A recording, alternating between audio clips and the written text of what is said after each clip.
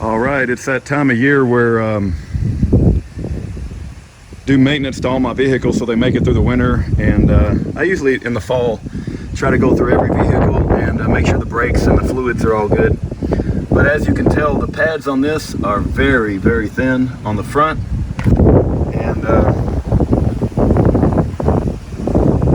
so I'm going to try to replace the pads. I haven't decided about the rotors yet. Depends on how expensive they are. And then I've got the drums on the back, and I've already had a hard time trying to get them off, so I don't know if I'm going to have stuck drums or not. So anyway, I just got it jacked up and try to get it very, very solid jacked up if you're going to be crawling under here. And we'll see how this thing goes. I'm going to get started and try to investigate the back. I know the front pads need to be replaced. So anyway, that's where we stand right now. We'll pick it up a little bit later once I get further down the road. All right, it's very windy out here, but we did manage to get this side off. This was the easier. This will be the easier of the two. I want to share with you guys the trick I used, but it was stuck. It took quite a bit of time, and it's kind of a unique drum. I've not seen a drum shaped quite like this before, but I'm going to replace it just because you can tell these brakes are very thin, and I just don't want to go back with an old drum. I mean, if I'm going to go through all the work to replace these brakes, the front and the rear, I'm going to go back with new drums and new pads. But this thing took forever. I had to put one of these I don't know, what do you call that, a chisel? I had to put a chisel in between this and that and like hit it around all the sides, you know. And I was using my rubber hammer, and I had to work it out, and I was using well, you could use any kind of lubricant you want to. This is an old lubricant I've had for a long time, but you can use PB Blaster or WD-40, whatever, you know. But anyway, I just chiseled around over and over again and tried to bring this thing out straight. You don't want to get it cockeyed, otherwise it gets really stuck and you'll never get it off. But I did manage to get it off, and as you can see, the pads are very, very thin. And believe it or not, let's go to the other side. Let's go to the other side with some lubricant. But what I'm doing is I'm spraying. Let's take some lubricant. You see, you spray over there, and then you turn it, and then you spray more lubricant, and you just get it really good. Now I'm holding the camera and doing all this at the same time. And then what I'll do is, hard to hold the dang camera. So I'll get this chisel and I'll put it right there, and I'll just start chiseling all around to try to pull this thing off.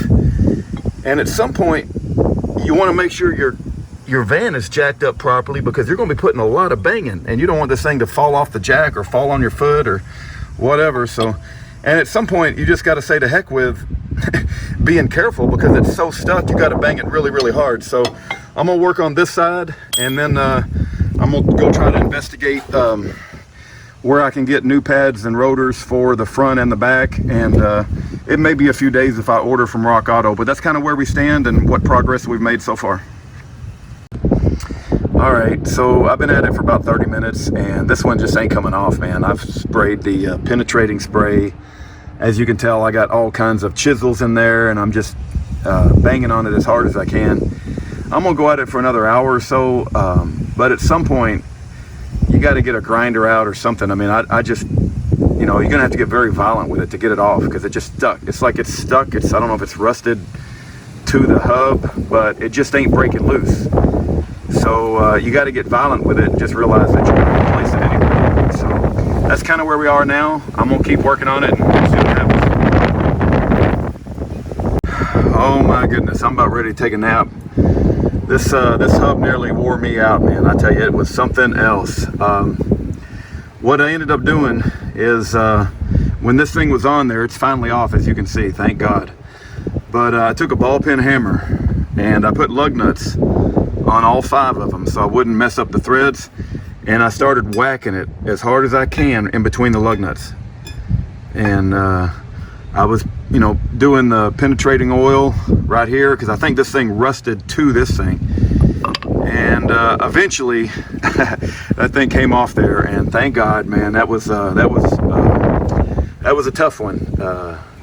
Anyway, as you can tell, the brake pads are razor thin, so all of this stuff needs to be replaced. I'm probably going to go back with new hubs as well if it's not too expensive, and we're going to do the front. So by the time this is over with, the van will have all new brakes. But now I got to go investigate what it's going to take to order these things, and whether I should buy locally or from Rock Auto. I'll let you guys know, but one of the toughest parts of replacing these brakes was getting this hub off.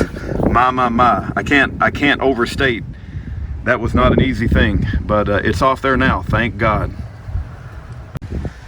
All right, before I go look up pricing on parts, I wanted to get a feel for how this thing's put together in the front. And it was a 15 millimeter wrench that took off 2 caliper bolts. And then of course the pads, you can tell they're pretty thin. And it was this little spring deal. Came out with a simple screwdriver that sits in here like this and holds the pad in place. This thing appears to have some sort of thing on the back. I guess hopefully the new ones will come with that, and that sat up in there like that. And I was wondering about the rotor, like, you know, does this anything special keep this in place? Look at this, it just comes right off. So if I do replace the rotors, they'll be extremely easy to do now that I got the fronts off. So anyway, the front looks pretty straightforward. I don't see any major issues. Now that I got a better idea in my head what it's all going to be about, I'm going to go in and we're going to research parts and prices, and we'll pick up there.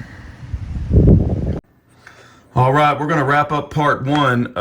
What's happened is I called my local, I got 2 local options. I got an AutoZone and an O'Reilly's, and when I called them and started getting prices, especially when you start changing out the drums and the rotors, prices start getting pretty expensive. And to go locally, if I was to go pick up all the parts today, it would be over $400. So as you can tell, I got all the parts I need from Rock Auto. I picked a Raybestos brand, and as far as I know, they're halfway decent. I think the rotors, one of them was Power Stop, I believe.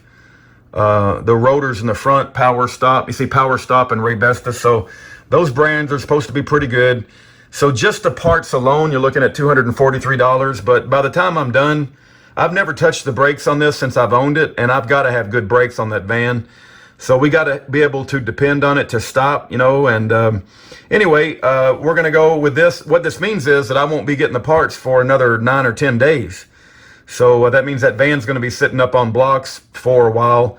I would have liked to have gone and picked up the parts today, but sometimes it just don't work out. And if it's going to save me $150, I can wait, no problem. Anyway, that's the end of part one. When the parts come in, we'll pick up with part 2, and we'll do a full brake job on a 2012 Ford Transit Connect van. Take care, have a great day, and death to the New World Order.